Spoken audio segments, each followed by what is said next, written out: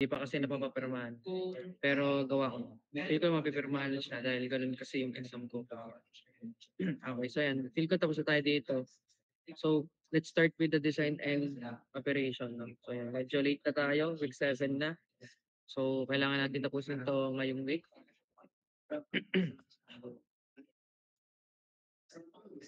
Okay, so nung nakaraan, na-discuss natin tong apat and I think nagkameron tayo ng recitation dito. So yan, diretso na tayo dito, design and operation. So pipeline design includes several key components such as choosing a route for the pipe, determining the throughput and operational velocity. Ito, ito po. Yan. Computation of pressure gradient, selection of pumps and other equipment, determination of pipe thickness and material, and conducting engineering, economic, and market analysis to identify the best system among several designs. So, yan. So, of course, di ba sa pipeline design, yun yung mga kailangan nating i-consider na components na siyempre, kailangan alam natin kung of course, unang-una is ah, yung velocity. Okay? Siyempre, kasi alam naman natin may nagfo-flow dyan na fluids, especially crude oil and natural gas. Pressure, pressure gradient, first yung pumps na kasama since we know nag-install din tayo ng mga compressor stations and other equipment. Right? So next, components sa pipeline is an integrated system. Ba't ang bansa pa ako? Comprising pipes, fittings, pumps, booster stations, storage facilities, intake and outlet structures, flow meters, sensors, automatic control equipment, and a communication system utilizing microwaves, cables, and satellites. So, yan daw po yung mga components sa pipeline design, pipeline components. Construction, the construction of pipelines, include several stages including road survey, ditching or trenching. Okay, yung ditching and trenching, yun yung excavation, commonly used for laying pipelines para hindi magka-damage yung pipelines pag nasa underground na. Okay, transportation of pipes, fittings and other materials to the site, stringing of pipes along the ditch, bending of steel pipes in the field according to the local topography, application of coating. Of course, after installation of pipelines, kailangan natin lagyan ng coating na to protect the pipelines from corrosion and other damages. Okay, steel pipes, joining pipes together either before or after they are lowered into the trench. Inspection for potential welding defects or leakage at the joints. So, ito na yung part na we're in after installation and coating. Okay, and joining of the pipes. Of course, itatest if meron bang defects or leakage. And finally, covering trenches with soil and restoring the land to its original appearance. Okay, so so last part na to ng chapter 3. So medyo ano pala tayo, medyo makahabol. So ito daw po yung modes of transportation. Okay? Na commonly ginagamit sa oil and gas industry sa midstream sector. So the first one is oil tankers. So the primary function of an oil tanker is to transport liquid goods, including crude oil, refined petroleum products like gasoline and chemical solutions. Crude oil tanker is an example of this category of ship capable of transporting large quantities of crude oil, while tankers transport refined petroleum from nations rich in oil reserves. So, oil tankers, of course, oil ang tinatransport and kung ano yung mga products ng crude oil.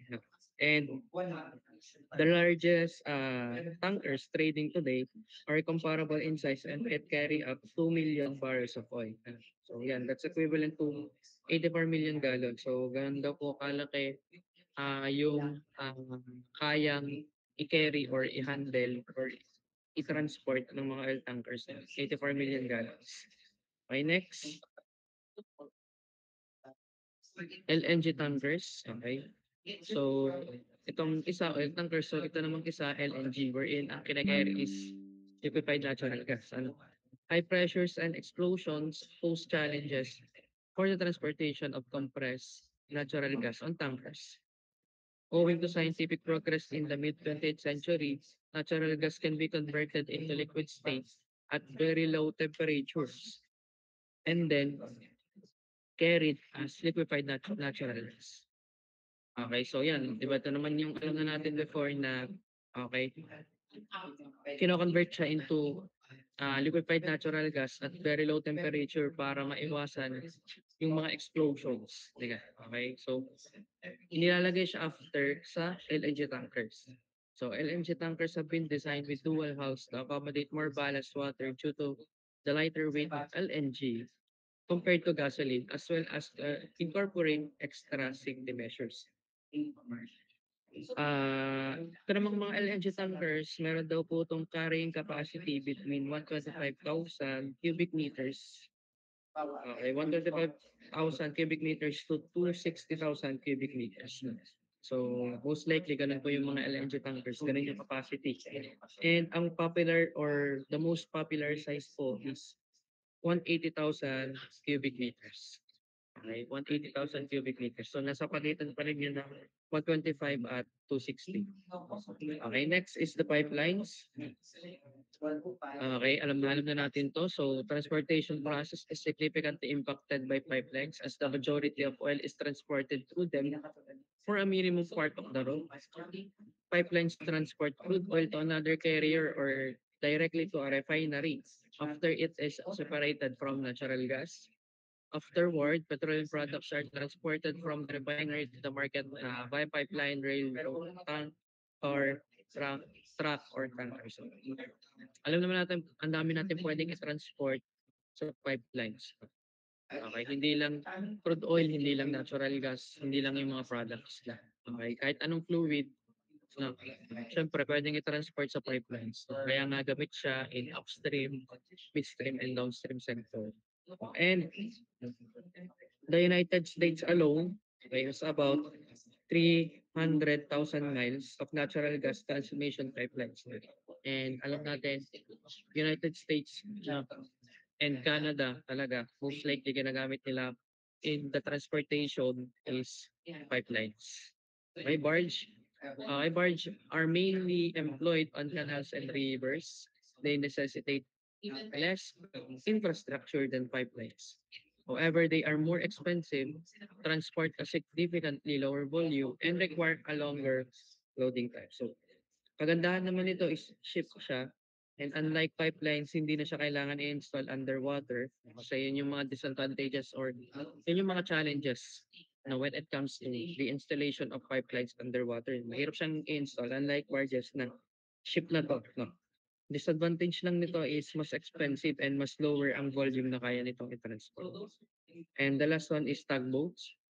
The growing demand for oil has resulted in deeper drilling, with larger drilling platforms being situated further offshore.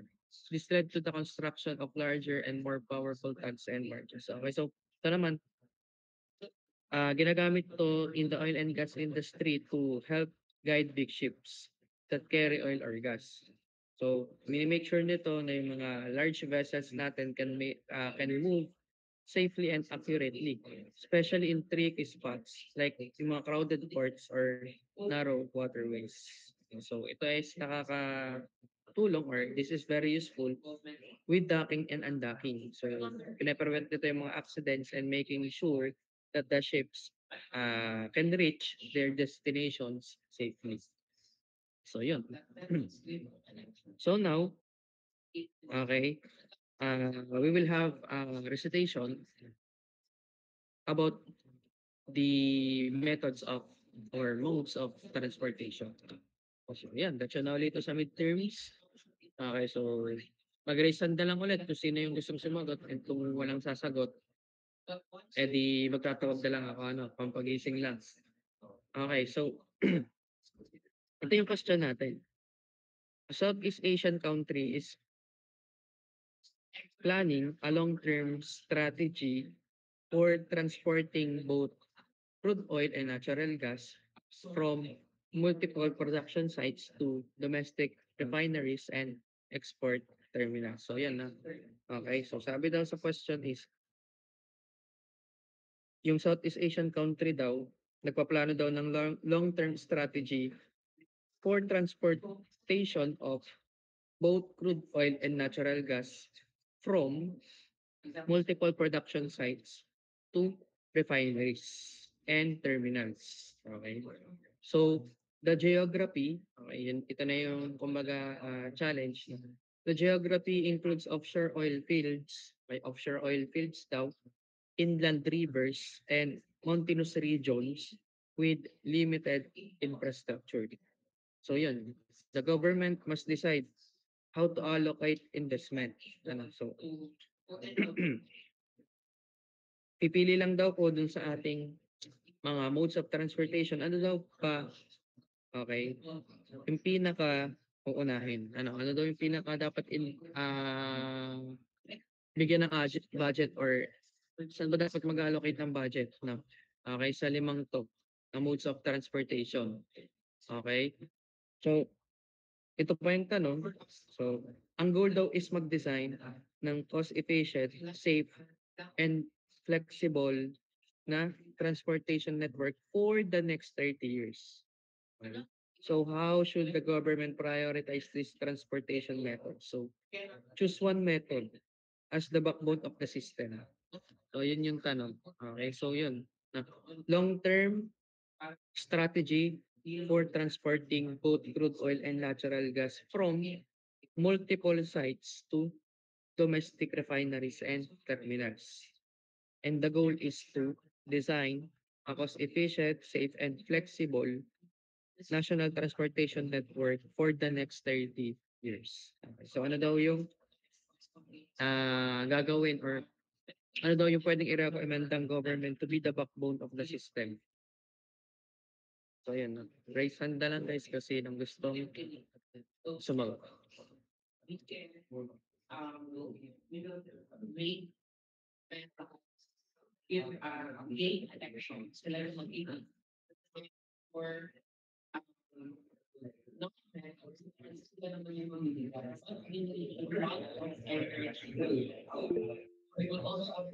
Okay, sige. Ivan.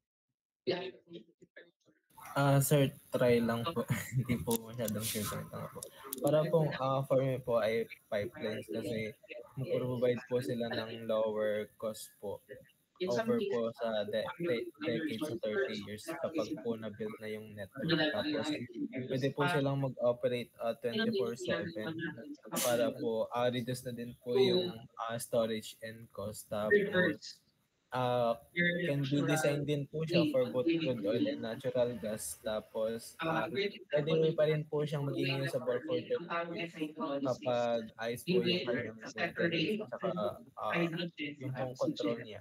In comparison naman po sa oil tankers and LNG tankers, okay naman po siya for export pero nakadepende po siya sa port, sa yung parang pong mga ports or terminals po. Tapos, yun po, apektado din po siya ng global market condition. Tapos, yung barges naman po, pwede po siya sa rivers, pero nagkikerry po siya ng smaller volumes at saka po matagal po yung loading times niya. So, mataas po yung kanyang cost. Tapos, yun naman tugboats po.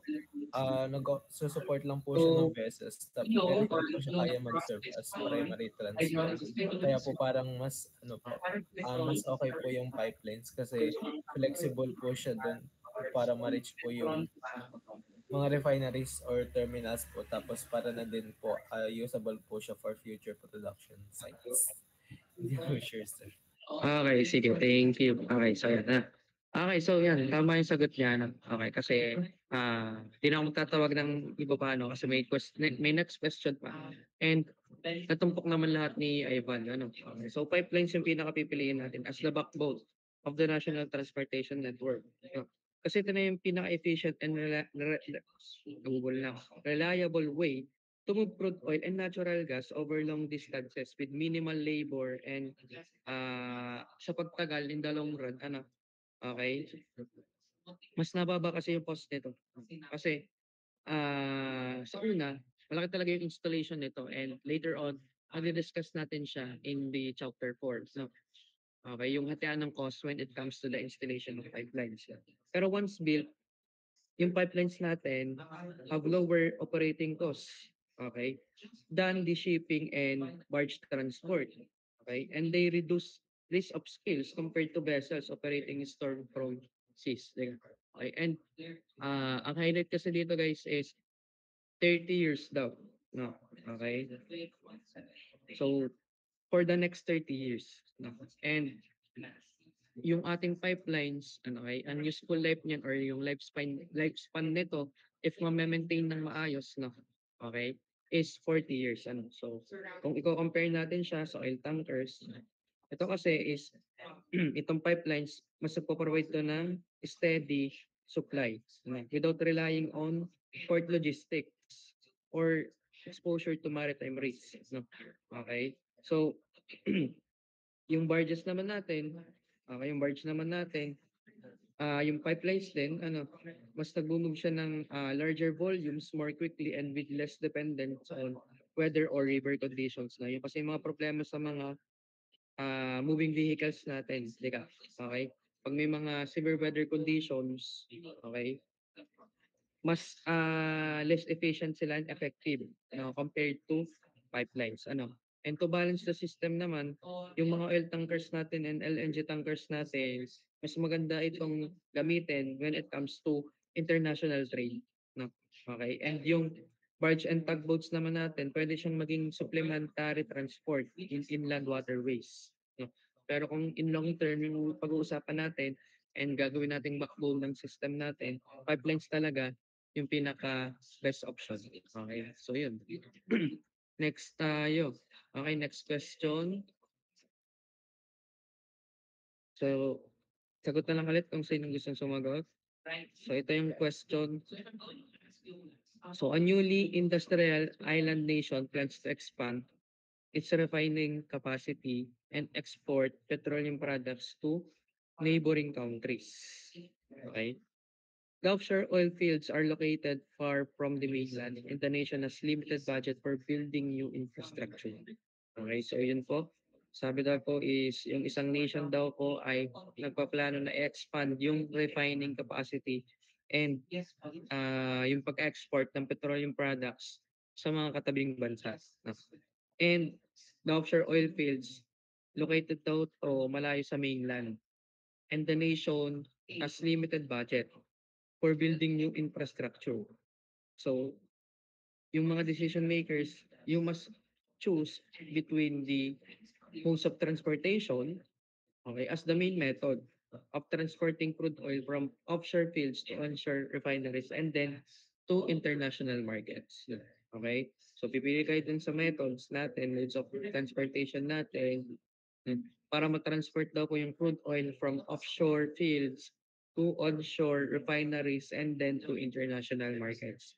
So, if ang priority daw po natin is international trade and flexibility in moving large volume overseas without heavy infrastructure costs.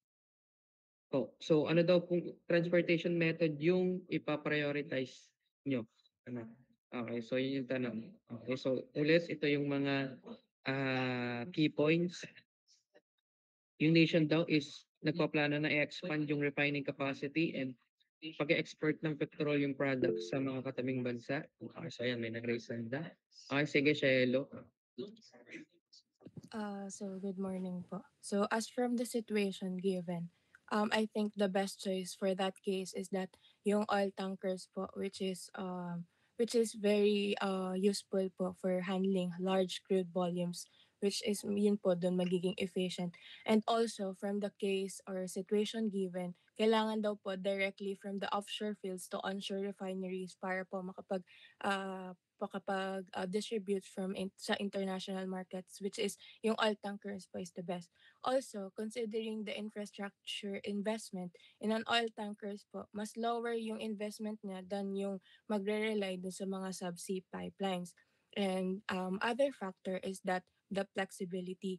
Ang oil tankers po can serve both domestic refineries and international markets po. Kaya the best choice po na naisip ko is for oil tankers. So as compared to other transportations po, yung sa barges and tugboats po. Kapag offshore platforms po, which is yung mga malapit po sa shore, yung barges po is mas cheaper po na gamitin kapag yun po near po siya sa shore delivery. And as compared naman po dun sa pipelines, alam po natin na safe and cheapest po siya in the long term. Pero yung pipelines po is too expensive po sa una for a company kapag limited budget lang po sila, and also for offshore location po. And lastly po, yung LNG tankers naman po is nagme-make sense lang po siya kapag gas liquefaction, which is very capital intensive po. Yung dun sa situation po, they focus more on the crude oil itself. So for me po, ang pinaka best choice po talaga is the oil tankers, which is the backbone of the transport strategy from the offshore refinery and also po for exporting, since yun nga po nag-handle sila ng large volume with low infrastructure cost. And yun. Okay, sige, thank you yan. So, yun, very well said na. So, syempre, pinakasagot na dito is yung L tankers na. Kasi sabi naman kasi dito sa question is, balak expand yung refining capacity and export yung petroleum products to the neighboring countries. No? So, ang priority daw is international trade and flexibility in moving large volume overseas without heavy infrastructure costs. No? So, so tama yung sinabi ni Shelo na ang best option dito is the oil tankers na kasi it can carry very large amount of crude oil, okay, over long ocean distances. No? So maganda siya for international exports, no? Kasi of course unang-una na agad is kung iisipin natin ay pipelines. So neighboring countries, so madami yan, okay? Marami siyang pagtatransportan ng oil. So, if you're going to choose the pipelines, no, investment agad sa una.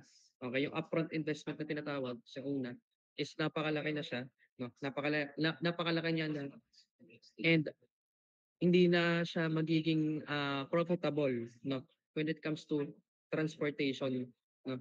Kasi nga yung company or hindi pala yung government gusto nila is maliit lang yung investment. No? Okay. So, ano pa ba? Saan pa ba natin 'to puwedeng i-compare? Do'n naman sa mga barge 'no, okey. So limited lang 'to to rivers and mga, short coastal roads 'no. And yung barges natin is lower capacity, okey. LNG tankers naman natin, okey, useful lang 'to if the nation focus heavily on natural gas exports 'no. Okey, pero ang pino-focusan kasi natin based on the question is yung crude oil and refined products, no. So, the best option here is yung oil tankers din. Okay, so yun. Thank you sa mga sumagot. Okay, so tapos na tayo dito sa chapter 3, no. So, let's proceed to chapter 4. Dito na natin guys madi-discuss yung pipeline economics, no. Okay, mga costs, concepts muna about pipeline economics, no. Ano ba yung mga hatian sa cost ng pagbi-build ng pipelines?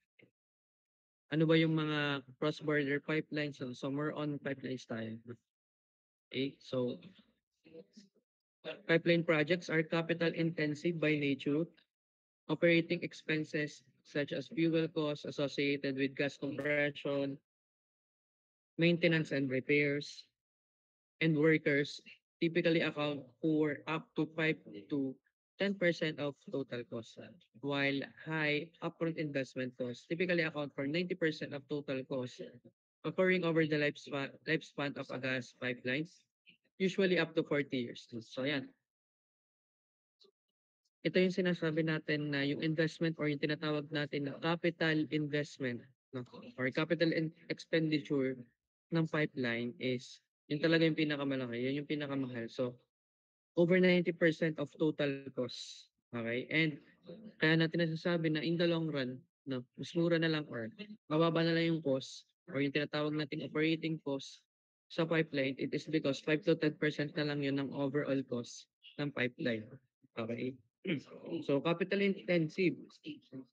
Kasi nangangailangan nga ito ng malaking upfront investment sa materials, sa construction, and technology to build the infrastructure over long distances. No? And alam naman natin, hindi lang basta malalayo yung mga pinagtatayuan or pinagbibildan or construction ng pipelines. Challenging din yung environment.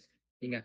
And additionally, syempre kasama na din doon yung regulatory compliance. Nga. Right? Land acquisition at saka yung mga maintenance costs. So yun po yung nadagdag pa sa overall capital requirements. Okay? And the long-term nature of pipelines also means that the large amount of funding are needed before they generate profit. Yeah. Okay. So, syempre, kasama pa doon yung mga maintenance. Yeah. Repairs. So, kung gustong i-maintain up to 40 years, no, ay marami pa ring cost yung magagastos or marami pa ring cost yung kailangan, no. Next. Capex, the indicator of investment cost of a natural gas pipeline is its length, capacity, diameter times operating pressure, and unit investment costs. So, yun daw po yung mga indicator or factor when it comes to investment na sa pipeline. The linear component of a pipeline system, which is more commonly referred to as the line pipe, includes the majority of the capex. Conversely, the percentage of investment in compressor and metering stations typically ranges from 15% to 30%. The compressor station unit cost is typically between $2 million and $4 million per megawatts of installed power. The unit investment cost of international pipelines can range from over $30,000 to $200,000 per kilometer per inch. Ano? Okay, so yun. So ibig sabihin, ganun kalaki or ganun ka capital extensive ang pagbibuild ng isang pipeline. And sa baba natin guys is yan. Nandito yung hatian, okay, or breakdown, okay, ng percentage, okay, ng installation ng pipeline and ng compressor station. Kasi alam naman natin, pag nagbibuild tayo ng pipeline, kasama na din doon of course yung installation ng compressor station to monitor the pressure ng pipeline. So now let's discuss, okay, ano ba yung hatian ng capital expenditure sa pipeline or yung investment sa pipeline. So we have four primary categories into which unit investment cost can be divided. So ito na yung capex natin. Ito yung hatian ng ating capex. So the first one is the material cost. The linear component of the pipeline system. It is a significant factor in the change of steel prices and typically accounts for approximately 1/3 of the total investment cost. Okay, so ano ba yung mga common materials na ginagamit natin when it comes to pipelines? So, of course, unang-una na dyan is steel. Okay, steel, strong and durable. Pwede rin tayong gumamit ng polyethylene or polyvinyl chloride or yung PVC. Ito naman is lightweight and more likely resistant to corrosion.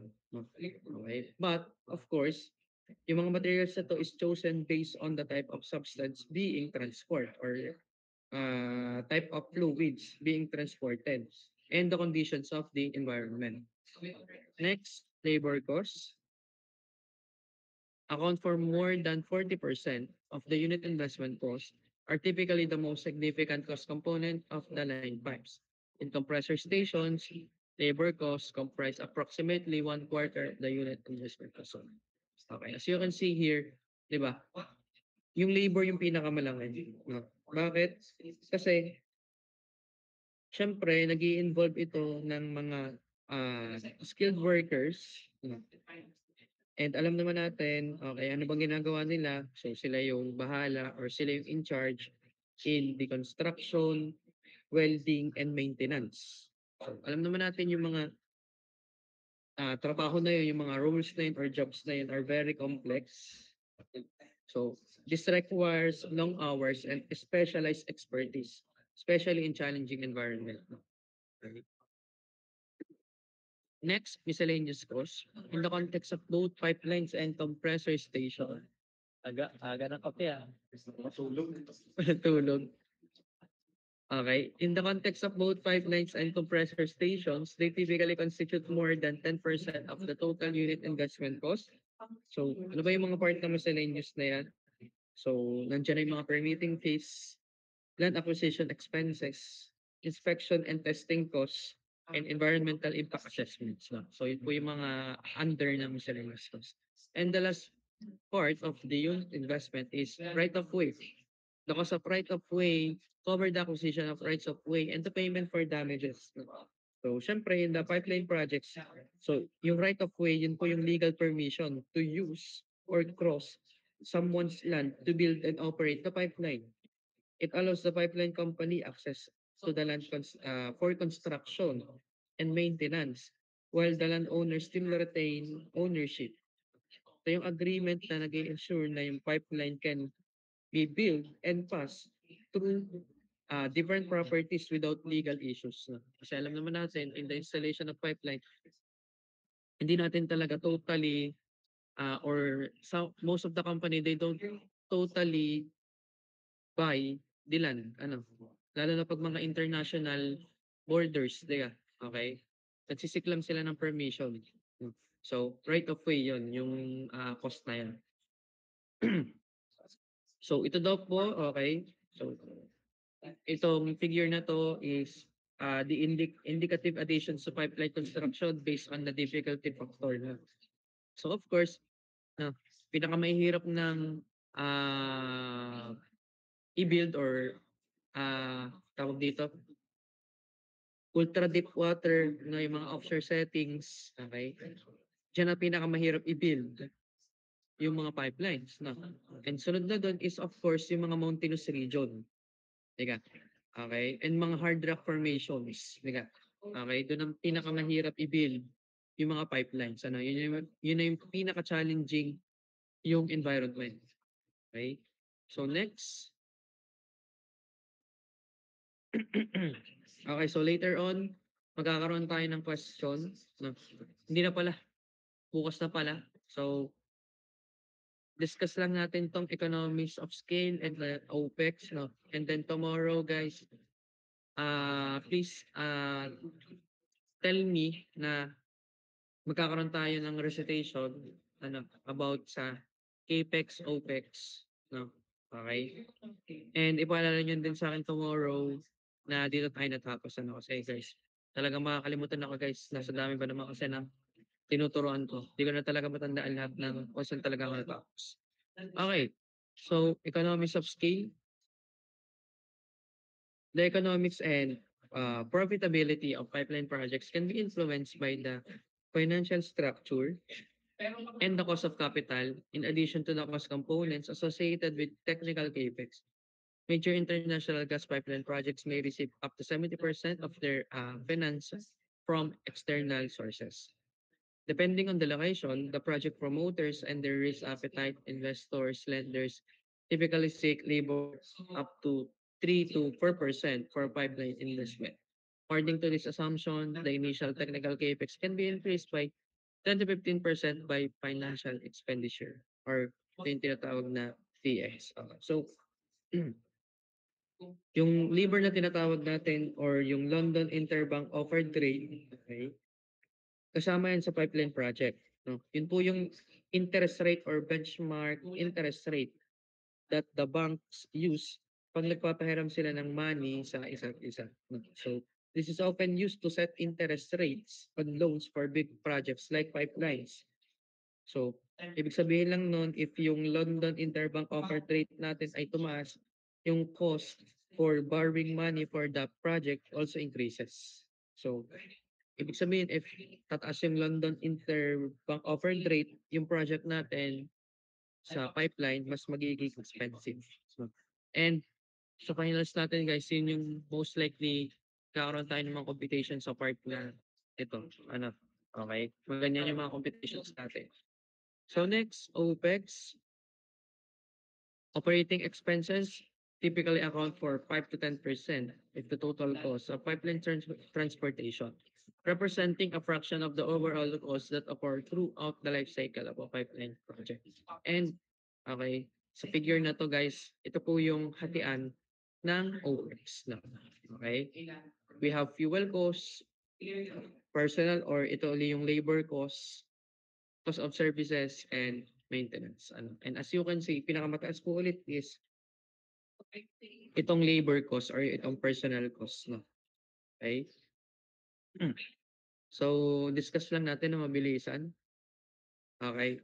Start muna tayo sa fuel cost. Okay? Primarily associated with the energy requirements of compressor stations that operate on either natural gas or electricity. The fuel gas is either supplied by the shippers themselves as a fuel gas tanker. Okay, so compressor stations in pipeline projects, they typically use natural gas as a fuel to power the compressors. This natural gas often comes directly from the pipeline itself. No? So, this just means na bawas gastos na when it comes to fuel gas or natural gas na ginagamit kasi nanggagaling na yun mismo sa ah, company, okay, na nagsusupply or nag nag-build ng pipeline. Okay? Next, personal cost. Personal cost or ito yung labor cost encompass the salaries and wages of the employees of the transmission system operator as well as social security contributions and other employee benefits. Of course, yung salary and wages ng mga empleyado, part din to ng OPEX. Ito yung pinakamalaki. No? Kasi we know na operating cost guys, most likely talaga nandito na yung part ng maintenance, di ba? Okay. And maintenance na talaga yung pinakamalaki when it comes to operating costs ng mga pipelines. Kasi in order for the pipeline to extend its lifespan hanggang 40 years, of course, kailangan talaga ng maintenance. And yung maintenance naman is in charge naman doon, of course, is yung mga personnel or yung mga workers, di ba? Mga skilled workers. Next, service cost. Cover all expenses associated with the management of pipeline system and the operating company as well as the miscellaneous expenses. So, part ng service cost natin is the management of the pipeline system. No? Okay? Such as yung information technology systems and telecommunication services. Part din ito yung operating company itself, technical, legal, administrative, and personal related services. As well as yung mga miscellaneous expenses natin such as insurance, marketing, and consulting. Okay, and last is the maintenance cost. Okay, in order to preserve the pipeline system operational status without necessarily extending its lifespan, maintenance costs are associated with inspection, maintenance, and repair. So, part pa rin ng OPEX, in order for or para mapatagal natin yung lifespan ng mga pipelines. So, need yan ng maintenance, repairs, and inspection. So, magkaiba pa or hindi magkasama yung maintenance cost and personal cost. Kasi yung personal cost, yun na mismo yung kumbaga salary and wages yung pasahod no, sa mga workers. Unlike itong maintenance cost, ito yung mismong gastos mo sa maintenance. Okay? And repairs, at saka inspection. So that's all. No. Okay, so that's all for today. So tomorrow guys ay balitaan nyo na lang ako guys kung gusto nyo ba mag face to face o hindi. No? And para makahanap na rin kasi ako ng room guys. Kasi unfortunately, yung favorite nating room which is Computer Lab 2, no? Mabanas siya guys. Sira yung aircon. No? Kaya guys, yun, sinasabihin ko na rin kayo kasi baka mamaya guys, hindi nyo trip magklase sa ganong kainit na room kasi malit lang yung room. No? And 40 plus kayo, so talagang siksikan, mabanas, walang aircon. So yan, kung hindi ko naman kayo pipilitin kung ayaw nyo mag face to face kasi kahit ako naman siguro, hindi ko rin gusto yung mag face to face sa ganong kainit. Kasi yun lang talaga yung available na room. Yung Computer Lab 3 kasi guys is hindi siya pinapagamit kasi nga bago yung TV. Yung Computer Lab 1 naman guys ay I think marami po ngayon nagkaklase do'n na CPE and electrical. Kaya kung gusto niyo mang magklase tomorrow ng face to face na kasi siyempre po, yun na din yung opportunity niyo or chance niyo para ipasa yung mga case studies niyo. Okay? Sabihan niyo lang ako para kung sabihin ko kayo kung makakapag face to face pa talaga tayo or hindi kasi guys yun, kailangan pa natin maghanap ng room, no? Okay, kailangan ko pang makisuyo sa mga lab technicians no? Para lang makahanap ng room. Okay, so yun. That's all. So, ano pa bang kailangan kong i-remind sa inyo? Ah, yun lang na case studies.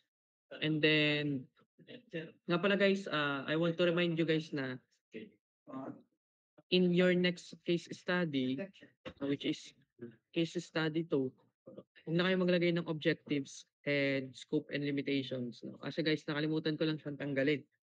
Ngayon ko lang na-realize na may objectives pa pala kayo and scope, no? Which is hindi naman na necessary for your case study.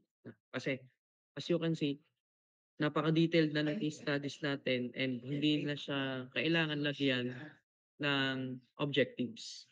Okay? At saka ng scope and limitation. So, in your next case study guys na huwag niyo na siyang ilagay na para ano na siya para tawag dito bawas trabaho na din and yung kasing mga na-checkan ko din na case studies no, yung mga objectives naman na nilagay doon is more on kung ano lang yung mga part ng case study na nilagay ko. No? So parang napaka-redundant niya na. No? Okay? So yun. Yun lang naman guys. So thank you guys for listening and kita-kits na lang tayo in our next meeting. Thank you guys. Thank you po.